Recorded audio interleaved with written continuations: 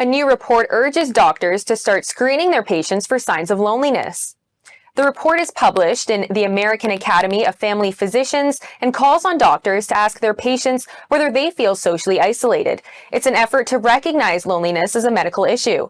The U.S. Surgeon General declared an epidemic of loneliness in 2023. Joining us now to discuss this is Dr. Abhishek Raut, Medical Director at Appletree Medical Group. Dr. Raut, thank you for joining us. Great to be here, Theresa. We know that the pandemic increased those feelings of social isolation, but how exactly can a doctor screen for this? I think that's a great question. What we are in right now is definitely an epidemic of loneliness. 1/3 of adults age 45 and older feel lonely, and nearly 1/4 of adults age 65 and older are considered to be socially isolated. So this is definitely a much bigger issue than people realize. And adults age 50 and over really do interact with the healthcare system in some form. So having a doctor's appointment and for doctors to screen them for this makes a lot of sense. We can screen for loneliness in a few ways. We use the Berkman-Syme Social Network Index, which is a 2-page questionnaire for measuring social isolation.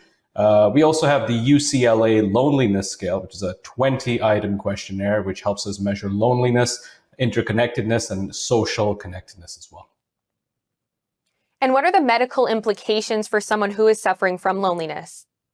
I think there's a lot more than we previously thought. What we're seeing is mental health issues. Loneliness can lead to a diversity of mental health conditions like depression and anxiety, but also in the realm of heart disease and stroke. We know now with many studies, chronic loneliness can increase a person's risk of heart disease by almost 30% and stroke by 32%.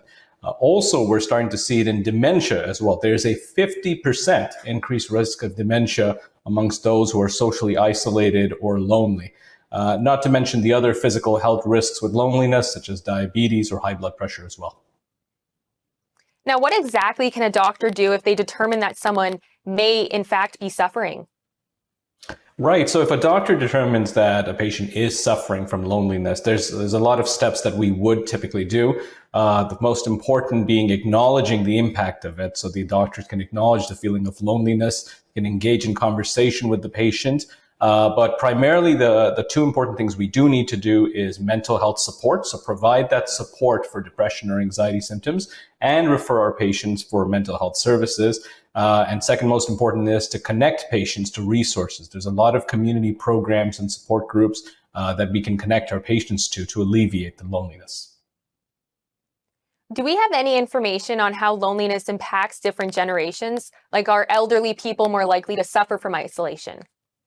Yes, I think there is some impact in differing generations there. What we are seeing is the elderly population indeed is more susceptible to suffering from isolation. But sometimes we see this for different reasons. So living alone, for instance, increases the risk of loneliness in older age, whereas in midlife, the feeling of being isolated can be linked more with personality traits.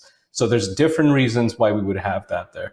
Older adults are also at more risk for loneliness and social isolation because there are other factors such as living alone, the loss of a spouse, family or friends, chronic illness, and hearing loss as well.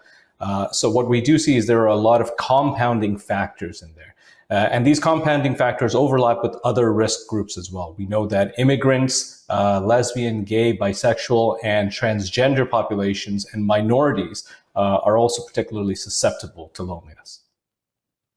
And what should Canadians look out for in terms of warning signs that a loved one could potentially be suffering from isolation? That's a great question. So if you're concerned that a loved one might be suffering from isolation, there are several signs you can look out for. One is you start noticing this deep boredom and lack of interest. They just show a general lack of interest in their activities. Two, you would start seeing some poor personal hygiene, some neglected personal care, maybe not bathing or grooming as often. Three is the changing in eating habits. So they have poor eating and nutrition habits. And four, you start seeing changes in their living conditions. So disrepair, clutter, and hoarding. And then finally, you will start seeing these depression and anxiety symptoms as well. So if you're starting to see these signs, I think it's a great opportunity to have an important conversation with them about your concerns and then help them see a doctor who can help further. Dr. Raut, thank you so much. Thanks so much for having me.